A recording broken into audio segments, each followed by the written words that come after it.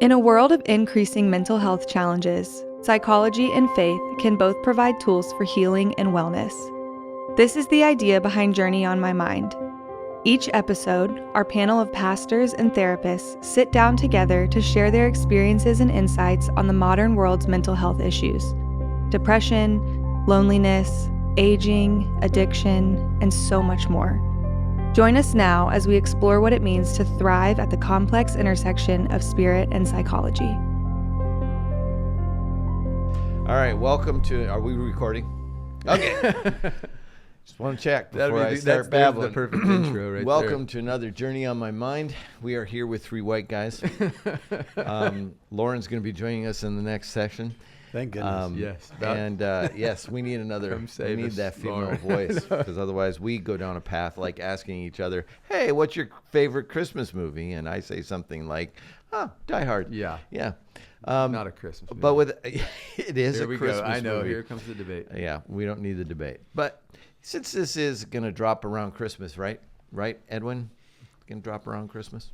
The next one is next Tuesday, 2 weeks from. It'd be around Christmas. Yeah, right around after Christmas. so. Yeah, right around there. So, Sweet. That's it forever. So we were going to... yeah. Thanks, Edwin. We're glad you're... He had like an abacus and he What was is like it? Yes. he was doing Oh, trigonometry wait. over there. He took off his shoes. He's looking at his toes. Oh, no. But there is a worthy discussion of, we all are gift receivers and gift givers. And so what's your best Christmas gift of that you can remember? My best one. Sam? Probably my favorite. Or your one. worst. Do you have a Yeah, worst? well, I do. Yeah, there's some in there. But my favorite gift was when I was in, I don't know, probably like 6th grade or early middle school. I raced BMX bikes, and my mom and dad bought me the bike that Oh man. it was a Cycle Pro. It was just a beauty of a Yeah. bike. So I saw that under the tree, and Yes. I was in heaven. Yeah. So it's still up there with one They of my put it favorite. under the tree? Yeah. That's impressive. Pretty cool. Yeah. That was one that, because it was a pretty expensive bike at the time, I mean, and those bikes are sturdy. yeah, it was a pro. It wasn't pro like bike. the old Kmart bike. that No, had- no, It was all no. rickety. No, and it was I wrecked a few of those babies. Yeah. Oh yeah, the old Huffies that you'd get at Huffy, Huffy yeah. or Perfect, Schwinn's or whatever. But they also made really great bikes too. People Yeah. didn't spend the money for those usually, but No, you get the cheap ones. get the ones at Walmart. Yeah. I'll How about you, answer, Daver? I'll answer it with worst president. Okay. But it was self-imposed. Oh. Yeah. So Yeah, I did Yeah. it to myself. when I was a kid, I can't remember how old I was, but I was going to, let's say 11, 12, something like that. Mm-hmm. I saw a box that was the magic hat. And it said over 33 magic tricks. And this is like early, like Dave interested in magic. Okay, I was gonna And it ask. was at Bryn's drugstore. Okay. All right. And Wow. it was on the bottom shelf.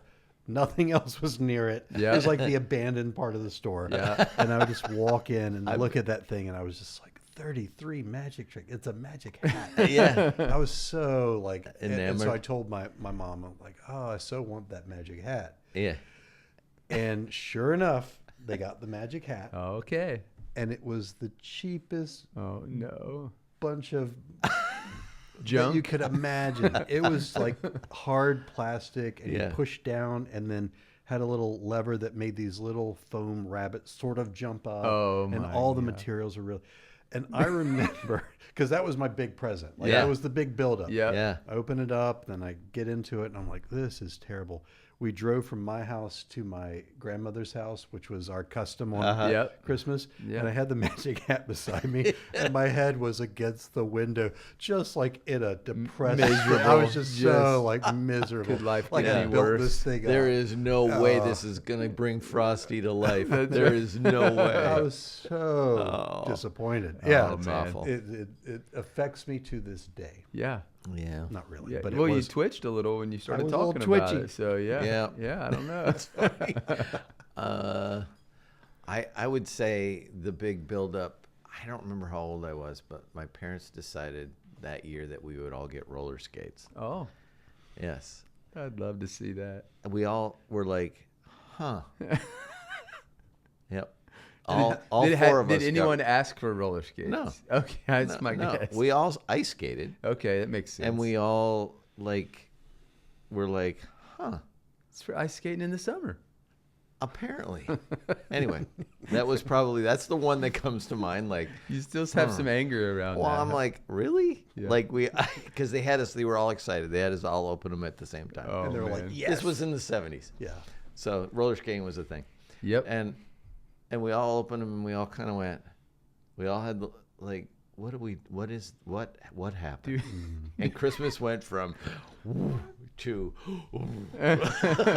Massive letdown. it was. How do we say thanks? And then we got the entitlement lecture. It was great. Oh, It was no. great. Merry Christmas.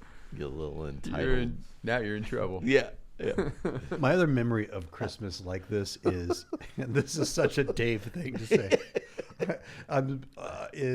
If I had any shame at all, I'd be embarrassed about it.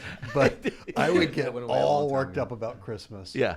Because I would think about like all the G.I. Joes we were going to Oh, get. yeah. Oh, yeah. And so my brother is 4 years younger than me.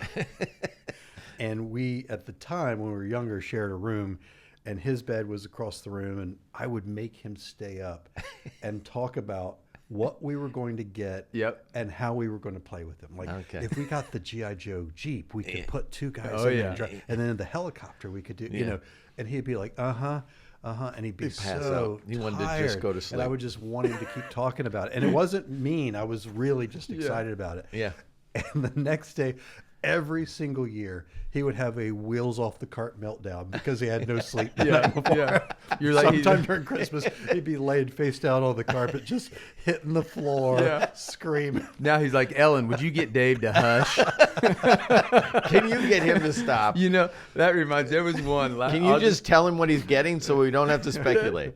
The one Christmas I blew it up for myself was I found where mom and dad hid everything. Oh, I always And did, then yeah. I was always trying to be the good son. Oh. Like I wanted to please them. Yeah. So yeah, they had so many sons. I would, yeah. Well, I Yeah. guess, well, Yeah. yeah, Yeah. true. One. But I would go and I would find a couple things, and I would tell them that's what I wanted for Christmas. So Yes, yes. then they felt like they They got nailed it. everything. Yeah, So, but they picked up on it after about the second time. Yeah. I told them what I wanted and described exactly what I had just seen. Yes. Yeah. Yes. There you go. So anyway, That's good Smart. stuff. fun Christmas. There you go. Well, speaking of Christmas. Yeah. I thought we could talk this time about a little bit about just the Christmas letdown that's associated with a holiday that has great hype attached to it, and the build up and the letdown. Now, Sam, I'm sure because your lovely spousal unit probably still hides your gifts and you go looking for yeah. them. So you're all about the Christmas joy. Yeah, we love Christmas. Yeah. Christmas was always a really special holiday in our family. Like kind of Thanksgiving to Christmas was like it, Yeah. you know. Yeah. Super Bowl of the year. Yeah, Yeah. like at least our family. And there was always our family made like birthdays, all that. It was kind of like whatever, but Christmas was everything. Yeah. And so we had a lot of family time then, and a lot of time together. So it just always is just a special season for me. And we've tried to carry that on with our kids, you know. Yeah. And so it's still a Super Bowl in our family. Yeah. You know? So the day after Christmas is. Yeah. For usually pretty chill. We're usually pretty wiped out, but we kind of carried that. We've always kind of carried the day after. Like we just continued to hang out. You know, it would usually be a 3 or 4 day kind of Highly thing. relational. Yeah. And when everybody was still living, it would be like you described, go to grandma's right after, go Yep. Christmas Eve. So it was just like and then church 8 times. You know, there was just a lot of things that were happening. Right. So it was a busy time, but it was together with family. So I always loved that. Yeah. Same for us. Christmas was prime time for Yeah. us. It was our favorite holiday. It Yeah. was the big build up Yeah. and all the things. All the things. Yeah.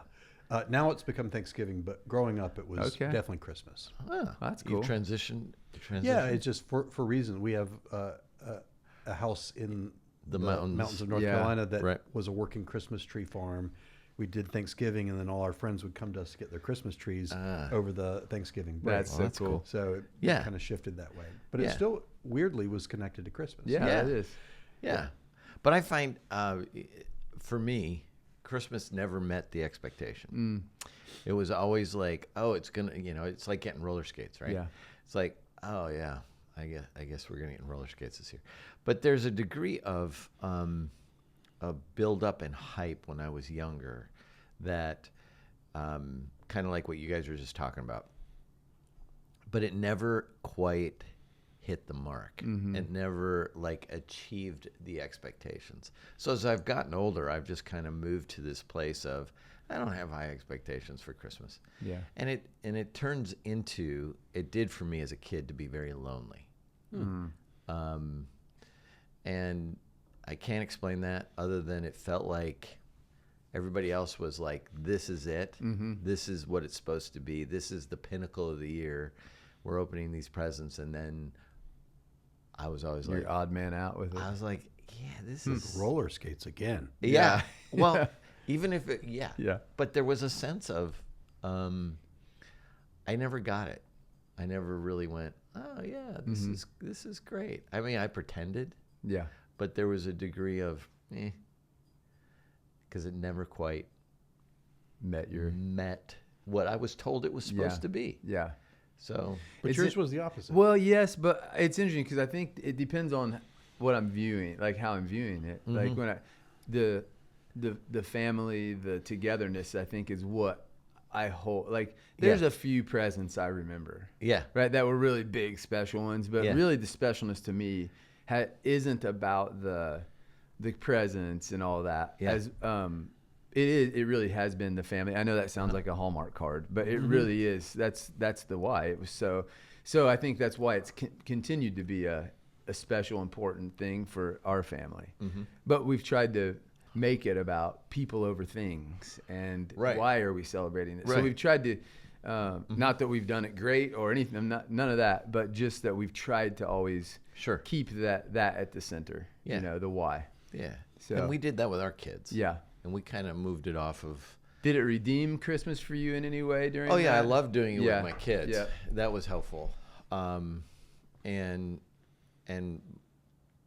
But it still had that hollow, like there's something about just doing it, that doing the whole American version of Christmas that's always kind of left missing me something. a little lonely. Yeah. and still Yeah. a little bit. Yeah. Yep. I think that's probably true for a lot of people. Do you think that's for you the message that you got about what it was supposed to be and that it didn't match up? Was it a letdown of the buildup and expectation, or was it something else? That's a great question. I didn't know what it was supposed to be. I honestly don't think I knew. Like, oh, this is just about getting together with family and having a good time. Now, if you told me that and we were going to play cards and we were going to have a good time, Yeah. I probably would have been fine. Because I love, like, getting together with Yep. people and playing cards. But it was always played as bigger than that. It was always played as something broader and fuller and some, I watched, like you guys mentioned, oh, you like Elf. Both Yeah, of yeah. you were like, and there's that story makes me sad. Yeah. That story makes me sad because he's trying to create something that people are resisting. And then, the answer to the flying sleigh is Christmas cheer. See, I'd be the guy standing there going, Bah humbug. I'd be standing there going, yeah, I'm not really in the mood to do this. Yeah. Right? So there's this tension in me, even when I watch Elf, that says, that looks really lonely.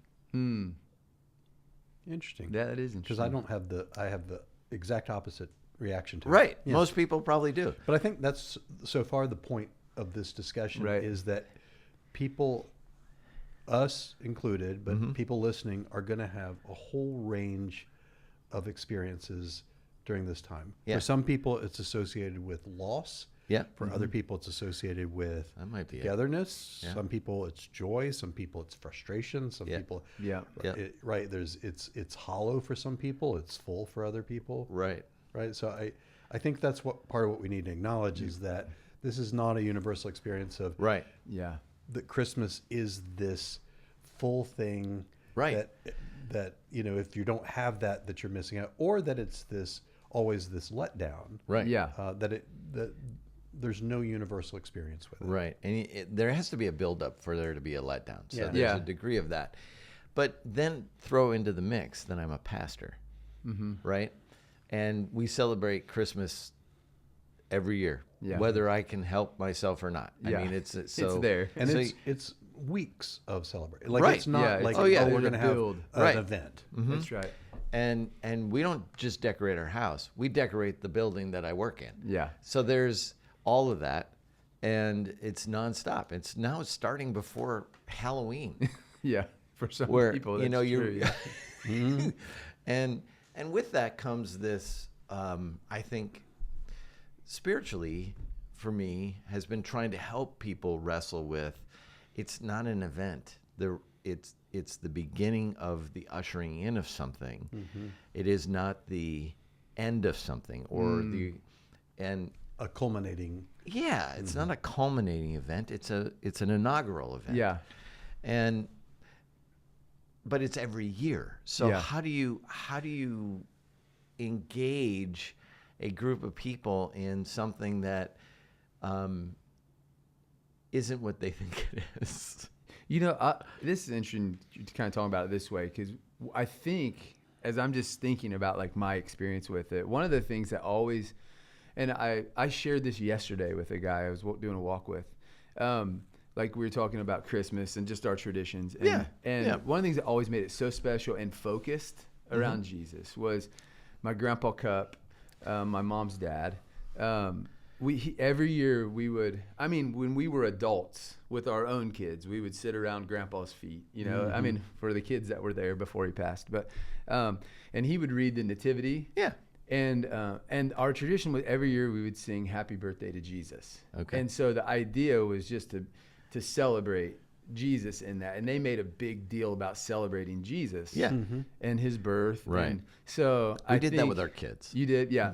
And so that always really Helped. helped me focus in on the why. And I think it was because there was always a spotlight shown on that through our family. Yeah. That I had that different kind of experience with it. Sure. So I think that could be part of what. Yeah. I what don't it is. know. Yeah. But also, you live in a cold place. It's dark outside, and it's like, okay, we've had this wonderful one-day experience, and then it's like, oh, it's cold outside. It's dark outside.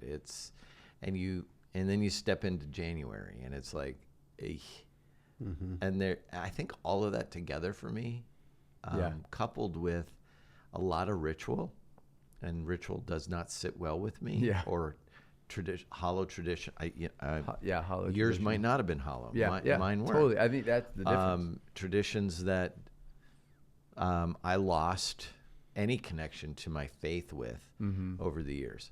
So it's been Christmas for me has been one of those like, I could probably skip that season. I'd be good. Let me go back to the tradition piece not being good for you. Yeah.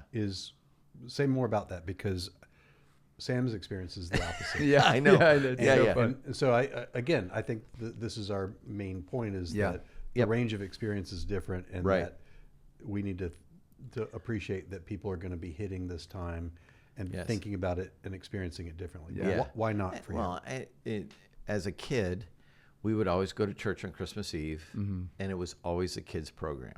It wasn't like an adult up there. It was us kids. Yeah. Like, so it was a small Baptist church, and so we get stuck up on stage singing Christmas carols and doing all kinds of stuff, which for me was You like, loved it, huh? I was bet. like stick I can see stick a knife in my eye. Man. How's that for an image? And Merry Christmas. Yeah, ho, ho, ho, ho. Yeah. and it was and this might be part of the it's not trauma, but it's definitely something I dreaded. Yep. I was like, oh no, we gotta stand in front. sing it. I gotta stand in front of people, and it's Christmas Eve, and maybe and it was all of that. that was one of the traditions of Yeah. of my childhood. Was you get to stand in front of all the people and get to sing carols, Christmas carols. So he was traumatized at And- church and as then- a kid. So we And then, figured it out here. You know, Kev. they all had little parts. Like, you know, sometimes they dress you up as a Oh yeah. shepherd or some, you know, Angel. Yeah, dopey angel or whatever. Yeah. Yeah, dopey And angel. you'd have words, and I would inevitably forget my words, and then I would be told the words from somebody in the audience, usually oh, my yeah. dad, The going, whisper. "What the hell are you?" So there was that. That was one of the traditions that lost. This has that, become a therapy session. I know. I know. that was kind of like Christmas was like really whereas my siblings loved it. Okay. My siblings were like all about being in the thing and Being in the pageant. yes, The Christmas and pageant. it was Christmas. It was a Christmas. What was it? Program. I Ours think were they called Christmas cantatas, Oh, and they were adult cantatas. programs usually. Oh, okay. So Anyway, and the place was packed all the time. Yeah. 'Cause Right. people would come out for this. Yeah. To watch a bunch of dopey kids stand It's up a there. comedy show. Yes, it was a comedy show. And then it would get critiqued on the way home in the car. Oh boy, And Kevin, this explains everything. yeah, I know. I'm like, so you're riding home Not in just the for car Christmas, going, but everything All of for it. Kevin. Kevin, your hair was a mess. Or I was like the poster boy for everything that was wrong at the Christmas. Like I'm that kid that was standing up there with his hands in his pockets going, "Can we get this over with?" I was that kid. I think we've learned lots today. that's right. But I will comment on this. that Okay. Psychologically, Yeah, did this do damage to me, Dave? probably so. But just that alone gives a sense of why this is not. Yeah. Why it's a loaded experience for you. But psychologically, rituals and traditions Yeah. are actually typically good for kids. Oh, okay. And they I help believe that. people remember things. They Oh, I give remember. a sense of but not in a good way. They give a sense of meaning and a framework for Yeah. So that's I think your that was probably experience my is that experience. It's really, to me, psychologically, it's fascinating that the rituals of this actually were more in the minus column for you. Like it create an association with all kinds of things for you. Yeah. About that. Yeah. So I think that's, and I'm sure a lot of people have. Yeah, I don't know. I know they do. Some people have experiences of they lost a really close person, maybe in October, November, Right. or during that time, the first Christmas, and then Christmas becomes associated with that, Right. Or their family split up, or Yeah. there's so yeah. I think it varies. Yeah. But typically speaking, like a ritual or tradition, Yeah. even if you're not a high church person, Yeah. that likes ritual, Yeah. typically for kids is in the plus column. Right. For you, it was in the minus column. Yeah. Yeah. So, And- so I think we've learned lots about Kevin. but then the spiritual part of this, Yeah. like I associated it with church, Yeah. and I associated it with Yeah. my relationship with God, and I associated it with a lot of things that were, and generally speaking, my upbringing church experience was not positive. Yeah. How I became a pastor is beyond me. Yeah, me too. No, This is- really, Yeah. it is beyond me. we need to do a whole podcast series on that. How that happened. Yeah. It needs to be Kevin's session. How Kevin became No. a pastor. Yeah. But there's high points in the church Yep. calendar, right? Easter and Christmas. Mm-hmm. And because of the traditions attached to those, I rebel Yeah. against the traditions of high church. Yeah. Yeah. And high point count. So we downplayed, like when I planted a church, we downplayed Christmas, we downplayed Easter. Mm-hmm. And people would ask me, why don't, like, this is our Super Bowl. There are no Super Bowls in the church. Like, Yeah. I would say stupid stuff like that. Yeah. But it was more out of your own stuff. Yeah. Yeah. Yeah. Yeah, that's good. No, probably Well, not. No, it's good. It's a good insight. Yeah. Yeah. Good. I will say also, not to coattail on that too much, but even now I hit Advent with not dread, but just with tedium. Like it feels Yes. like it's like Thank we're you. starting our Advent series, and I'm like, I feel seen and less lonely. yeah, right. Thank you, Yeah. Dave. but I do. I'm like, here we go. Yeah. Yeah. Because I feel like it's a struggle to even like prepping this. I felt like it's a struggle to say something different than what we hear every year. Right. About, Yeah. Right. Yeah. You know, holiday blues and holiday Yeah. this or Yeah. that. Yeah. Yeah. I just think it's overworked. I'm not saying we shouldn't do it. Yeah. But I do. Yeah. I experience this whole. I actually say we shouldn't do it. From a, yeah, maybe. But from a church standpoint, I do experience the same way of just like Yeah. it feels tedious. It feels obligatory. It feels Yeah. a little bit like I a think chore. that's probably I think I have that too to a certain extent. Like it's like you have to. It's just Yeah, it's like- expected now right, rather it's- than It's yeah. eat your broccoli kind of time. Right. Oof. See, Which takes the special. I think that takes sometimes this. you got to the put have cheese to. on the broccoli. Got to put cheese on the broccoli. There we go. Cheese sauce. Getting ready to go down a chute. That Here we don't- go. It's going to be 5 minutes to reel it back. No. I'll stop right there.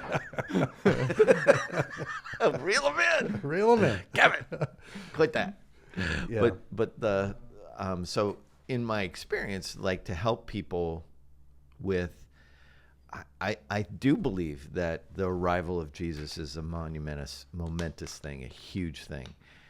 But when you reduce it to a season of, I don't know, I don't even know what to call it anymore. Culturally, I just don't like what we do at Christmas. Yeah. So, have you had, since you are kind of in the camp of let's abandon ship on this, Yeah. partly because of your own stuff. Yeah. But have you thought about like how from a church and church community standpoint we redeem this time better? Do you have thoughts about that? Because I'm not sure I do. What I did when it was like when I wouldn't have a team of people that were like, hey, we really need to do this. When it was like When you- people like were planted looking the to me and church, said, yeah. hey, what do we do? Yeah. I would usually, we wouldn't do Advent, and we wouldn't run it for like from Thanksgiving up to Christmas. We took we would introduce a few Christmas songs and stuff, but we wouldn't. The sermon series would continue as normal. We would, and then on Christmas Eve we would do a Christmas Eve thing, and Yeah. but that's it. We did similar. Like We didn't really do Advent. Okay. we didn't do ad like as a church planner. We didn't No. do that. No. We would maybe start adding some Christmas appropriate songs in after Yeah. Thanksgiving time, and then I waited longer, but yeah. or maybe beginning of December, but then we would do like I would do a Christmas Eve, but we would just do a candlelight. It was literally just a kind of it was a smaller community, maybe a couple hundred people, and whoever showed up from that. But we would just do it very intimate. I just made it intimate rather than bigger in some of those, and then we just created a lot of space for that Sunday. Because typically you expect that more people are going to show up, and so. Yeah. But I tried to not lean into the bigness of it. We stayed focused more on the intimacy of that's the season. Yeah. So. Yeah. So, but I don't know if Advent needs redeeming. I don't know if it. Yeah, maybe that's the wrong word. I don't know if it. Maybe revisioning. Maybe a recrafting. Yeah. Like in Eastern Orthodox, they celebrate after. Theirs isn't a lead-in. It's inaugural. The birth of Jesus is inaugural, and then they do the 12 days of Christmas after that.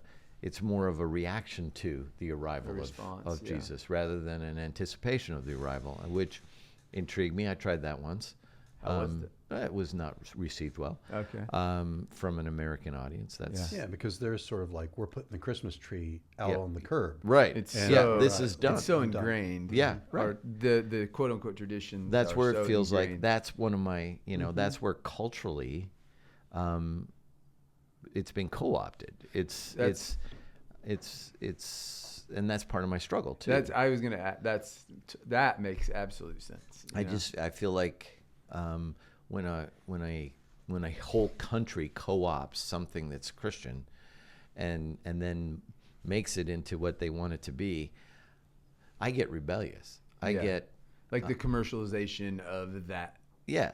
It's that I Christian don't mind the holiday. gift giving thing. That's Yeah, fine. yeah, totally. But it's the, how many different movies can you make about, Hallmark movies about Christmas? A lot. Yeah. Apparently, That's the answer. a lot, Proof's in the a pudding. lot, Look around. a lot. Yeah. And you just find yourself. I just find myself. It's overdone. It's overbaked. It's and like you, Dave. Like, how do you say something new about it? There isn't anything new to say about it. So how do you get people to engage the reality of the hope of Christmas? Well, how do you make it potent again? Like, Yeah. I think that it's lost the potency of what it's supposed to mean, what it originally, the intended meaning. So when I talk about a letdown from Yeah, Christmas, for that's me, it. that's it. Because there's an expectation as a person who is a pastor, wants people to engage in a spiritual activity, a spiritual moment, a practice, I would say, that enriches their faith. Instead, it kind of leaves a lot of people wondering, what are we doing? Why do we do this? At least in this camp over here. So psychologically, Yeah. this is where my mind's going. Yeah. Okay. All that stuff's good. Is like, how do we make this thing potent? Love the word. Yeah. How do we recapture this in a meaningful sense? That's the word. Potent and meaningful are helpful. Yeah. Yeah. And how do we deal with unearthing our own expectations that end up coming out from under us Right. about it? There's a lot of stuff in Yeah. there. Yep. So any other thoughts about that, about those things? Because I think I'm so kind of like, I don't want to say callous, but close to it right. that I just, it's almost like I've done the same things where we've read together. And I love that. And there's certain things, but there's also part of it that I think I'm like, I don't even know that I have a lot of mental bandwidth to, like Totally. Yeah. to do other than just like get her done. Yeah. But, thoughts about it? Yeah, no, I mean, I think in my life, like, there's seasons that it's ebbed and flowed where it felt more special, or like that felt like we just got through it, you know? But I think at its core, I know what keeps me focused and enjoying this season is that we do have a lot of conversation around this to try and stay focused on what it's the purpose, you know, just internally, even in our family. So So it's sort of a deliberate. it's intentional. It's intentionality intentional to like, this is what this is about. Yeah. And let's. And I'm not saying like I'm waking up every morning reminding our family what this is. No, But I I'm get just you.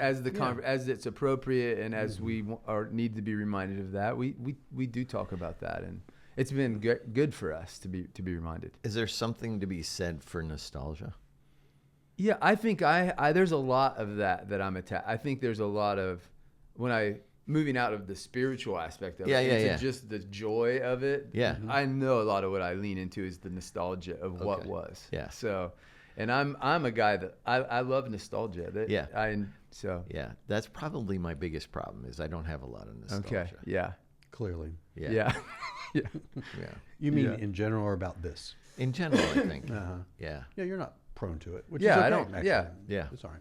Yeah. Do you have other thoughts about how we as a church community and within that individuals and families take this time to be better and think about this well, or to practice this better? I honestly don't know, because I think the struggle with the kids is it gets overrun. If they're in a public school or around other kids, the hype around what you get.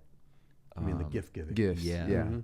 Oh, that was my It's growing huge. up. Yeah, me too. That's my mother's love language. Her love language is give a lot of gifts. Yeah. And so it was a lot. Yeah. And Yeah. it was too much. Yeah. And I struggle with that now. It's like, we're Me going to too. give our kids smaller things and a gift card. Yeah. And I'm like, it's not enough. I do the same thing. I really struggle with that because I know that's I know. the association.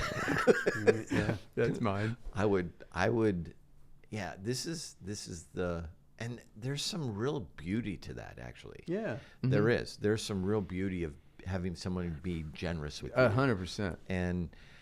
But as a kid, I was entitled to this. So there's a degree of, I don't know. It's broken to a place that I don't know how to, I'm going to use your word, redeem it from a spiritual perspective culturally. I don't think you can. Can you do it as an individual? I just think it's kind of, Sure. I think we have to be a little bit, this will sound weird, maybe kind of guerrilla warfare in the sense that Guerrilla warfare. just as a parent. Yeah.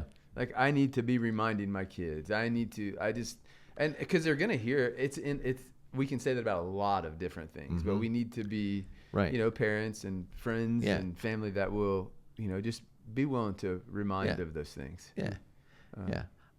If I'm nostalgic about anything, is when my kids were little. That would be what I'm nostalgic about. I'm other than that though. Yeah. I know that sounds awful. And if you're watching this on YouTube, I'm sorry. It doesn't sound awful. I'll tell you how it connects to some previous conversation. Yeah. We've talked about the psychological, and again, that's my sort of job in this podcast, is the psychological concept of non-attachment, which isn't talking about human attachments. It's really talking about, although to some degree it is, but it's really talking about us getting attached to things or circumstances or expectations. And I think part of us moving past is to really push back again, interrogate some of those expectations and become non-attached to them, so that we clear the playing field a little bit better and are able to do what Sam's talking about, which is then be able to pour intentionality into that. Like, this is what it's about. Like, we've become attached to it being about these things or about this emotional experience. Right. And maybe we can release that and then replace that with something that it's like, not necessarily that we're attached to, but just like, that's our practice of, let's be in this for what it really is about. But I think we almost have to clear out we have to, the conversation's good because it exposes the ways that we've become attached to things and the expectations that are hung around it. But I think our struggle is, okay, what do we do with this? And I think part of what we do is acknowledge and then release that, so that then we can really become more centered on things that this might be more life-giving and more real and have more. So you need the Kevins in the world who can see it, through a little different lens, and go, hey, something needs to shift here. And we're also not saying that anything, like with having a family together where you buy a lot of fun stuff. No, there's nothing wrong. A lot of great joy. It's actually really, really good. That's right. And having rituals and even churches that want to celebrate Advent and they're doing it. Yeah, we do. We're doing it. That's Here, right. And we're not. That's not a criticism as much as psychologically we're saying, I think we've become sort of worn down by all this, and then also attached to certain things that ultimately come out from under us, or can come out from under us. Sometimes they don't for a while, and then they do. And if we can see that process, then go, okay, this is what I've become really attached to. Let me practice releasing that, so that then I can reclaim this thing for myself. So good. And I'm speaking to myself right now. For sure. Because I'm approaching this time in this kind of like almost inert way. Like it's not a chore, it's not bad, but it's also not like something. It's like it's just what we do now. You know? And I need to rethink that for myself. It's really good. I think it's easy to get that way too. I think I find myself in that a lot. And when I peek out of it is those moments of the why. We're talking about the why. So start with that's why. good. It's good. It's good. Okay. Well, Merry Christmas. We landed somewhere. Well, Merry Christmas. I will also say, go ahead. No, go ahead. I'm going to say next podcast is going to be a barn burner. A barn burner. It is. Yeah, so it'll be a good conversation on. Watch your barns. We'll just give a little teaser. Merry Christmas. Thanks for listening to this episode of Journey on My Mind. If you enjoyed it, please help us spread the word by leaving us a review and sharing it on your social media. Journey on My Mind is a production of Journey Church in Brentwood, Tennessee. Edwin Rivera III is the show's producer, with technical assistance from Randy Hansen. Grant Opperman edits the show. If you have a suggestion for a future topic or a question, you can text us at 615-861-9503. And if you would like to talk to someone about spiritual or mental health issues, you can email our care pastor, Sam Barnhart, at sam@journeytn.com.